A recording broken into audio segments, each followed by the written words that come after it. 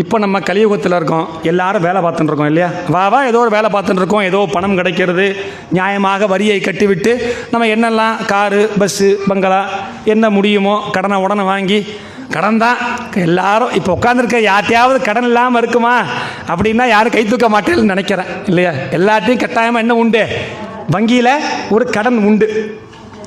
அப்போது அப்படி நம்ம சூழல் இருக்கும் பொழுது இங்கே உட்காந்து அமர்ந்து இதெல்லாம் பேசுனா நமக்கு என்ன கிடைக்கும் தோணும் இல்லையா? அதற்கான விளக்கத்தை தான் அலங்காரத்திலே கடைசியாக இந்த கலியுகத்திலே இப்படி வெளிநாட்டிலே வந்து மக்கள்லாம் வாழ்வான்னு தெரிஞ்சுண்டு விளக்கத்தை கடைசியாக இந்த இடத்திலே அவர் கொடுக்கின்றார். என்னவா, முழுதும், இந்த ஒவ்வொரு வார்த்தையும் நம்ம கவனிக்கணும். முழுதும் கெடுக்கும் மிடியால் படியில் விதனப்படார். இந்த இடத்துல என்ன பண்ணிட்டார், இருளில் முடிக்கிறார் பாருங்க. முன்னாடி ஏகாரத்தில் முடிச்சார்ல ஒரே வழின்னு, இங்கே எப்படி முடிக்கிறார், இருளில் முடிக்கிறார். அது காரணம் இருக்குது, ஏன்னு சொல்கிறேன்.